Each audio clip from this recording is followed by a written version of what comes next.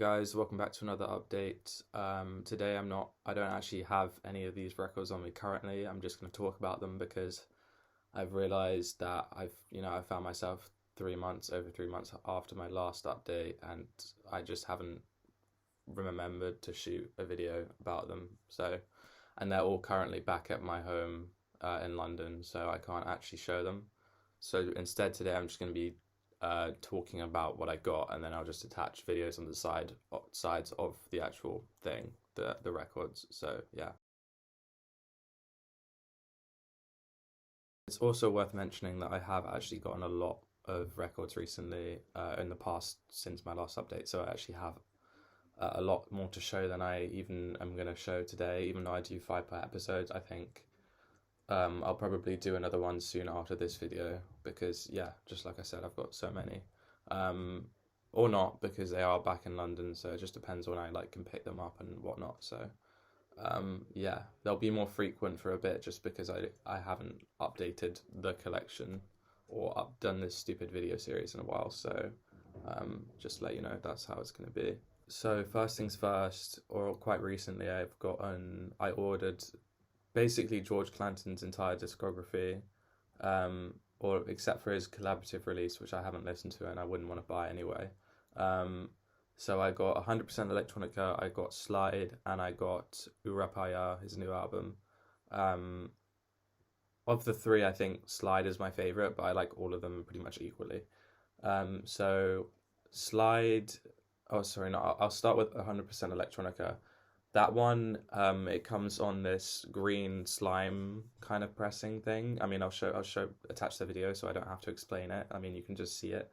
And I think honestly, that's probably the coolest pressing I've gotten before. I just think the color and the way he's done. I mean, George Clanton is the slightly above average creator of vaporwave music, but he's certainly well above average when it comes to his pressings and his art design and stuff like that. So I think partly that's the reason why I really wanted to pick these up. Is just because he's just got such an insane amount of stock of these different colored pressings. I think it's just because he does it himself and he has his own studio or whatever. So it's yeah. So yeah, that one looks really cool. Probably one of my favorites. I just own in general. What else? The Slide one is this blue and white kind of 50-50 coloring, which sort of makes sense for the album. And yeah, and like I said, Slide is probably my favorite George Clanton album. I think the first 5 tracks are just really, really solid. I think it kind of the track list takes a dip after that, but still it's a really good album. And it's probably his most popular. And then Urapaya, I did really like the singles leading up to the record, but I just think it's a bit samey. The whole thing as an album is a bit samey, and you can definitely tell that the singles kind of outshine the other tracks a lot. And it's just, I think that's in general what I find with George Clanton albums is that it's not, his really good songs are always so much better than his average songs. So it just sort of, I don't know, it doesn't work for him, and it's more problematic because his songwriting and his just the kind of sound palette he uses in each album is very samey. So because they're all so samey, and then some of them are really good and some of them are average and some of them are just below average, it's sort of to me, I would enjoy it more if it was a lot more diverse, the track list, and the songs sounded a lot different and they were going for different vibes. And I think it would be more forgiving for me as a listener personally, if some songs weren't as good as others, as long as they were just different. But yeah, that's how I find George Clanton, actually, his music. So yeah, still another solid album though. It's got a cool embossing on the cover of it, on the actual record, and then I think the pressing color is yellow. So yeah, I'm overall very pleased. I'm glad I copped those 3. So yeah. So the next 2 I got were also by the same artist, so it's kind of going to be one conversation type thing. I got Red House Painters 1, the Roller Coaster album, and I got Down Colourful Hill by Red House Painters, which was their debut, I believe. And I just got these because I saw that they got repressed recently, and it was an album that like House Painters 1 has been a 10 for me for a long time, so I was just waiting for it to. I didn't actually think they would even re-release it, but they did. So when I heard about it, I was just like, well, I'm going to copy it. I don't really care in what form or where I get it from. I just want to get it before it sells out or something. So that's, yeah, my reasoning for getting that one. And then also their debut is really, really good.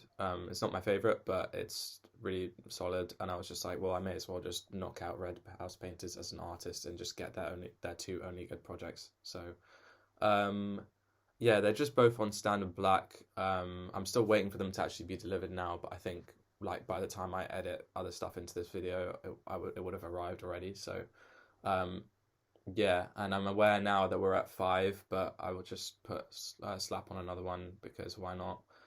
After this, another record. But yeah, Red House Painters are amazing.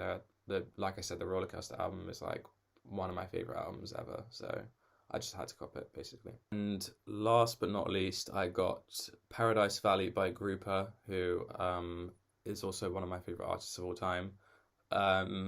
This is another case like Red House Painters where it got re-released and I was not expecting it. And also a point about that Red House Painters album is that because it hadn't been, I don't know when the last time they pressed it was, but it was going for like at least 200 upwards on Discogs. So yeah, that's also one reason why it was just not like I'm never going to pay that much money for a record, even if it's like something I really need.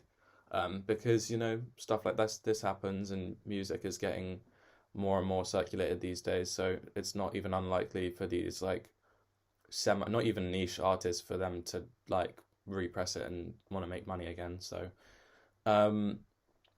yeah, that was going for an extortionate amount on Discogs, and that was the same for Paradise Valley, this EP that Grouper released in 2016, I think.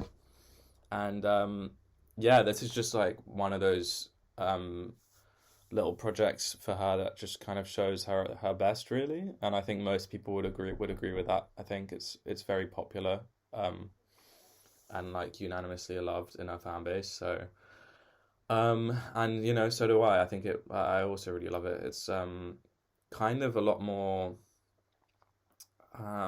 It's like the dreamier side of her sound, but it's kind of more relaxing and positive and kind of like instead of like dark and moody, I guess. I don't know. It doesn't feel super isolating. It just feels like very relaxing to listen to. So I would definitely recommend anybody who hasn't heard it should hear it because it's only like 10 minutes. It's probably less than 10 minutes long, but yeah. Or about that length anyway. But yeah, it's really, really solid. It was a really good EP. Just some of her best stuff. And yeah, it's on 7-inch, which is also a side point as well. As I kind of swore to myself I would never do 7 inches because that's just a whole.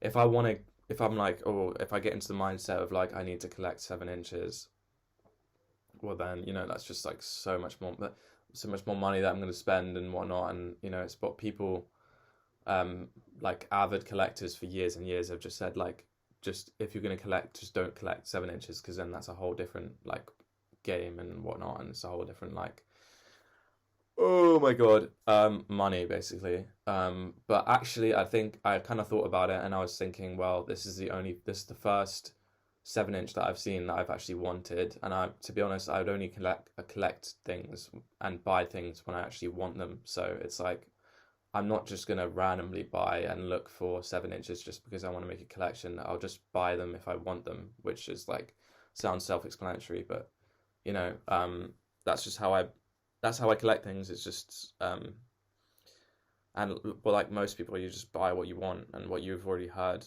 and it's not like back in the day where you hadn't listened to it before and you are just trying to find stuff or whatever. I'm rambling, but yeah, either way, it's a really good EP, and the 7-inch actually looks pretty good from what I've seen. It hasn't come yet, but I'll obviously attach video and maybe even explain it in that video as like a cutaway or something. But yeah, overall, really solid EP. I'm really glad I picked this up. So yeah, that about does it for that update. Like I said, I've got like a lot more that I still need to like document on here on this channel. So I will do that when I get the chance. and I feel up to it because I don't wake up every day and think I want to make I mean it doesn't it's pretty obvious from my intonation anyway every video. So um, yeah, I've got a lot more to show. I'll probably still be getting a lot more anyway, just because I buy a lot when I, you know, can. Um, and yeah, I think I think I showed the most, or at least I talked about the most recent ones I got today, but yeah, there's a lot more that I did get in the last few months that are actually quite, I'm excited to show. So that'll be fun. Um, but yeah, thanks for watching. I'll see you in the next update.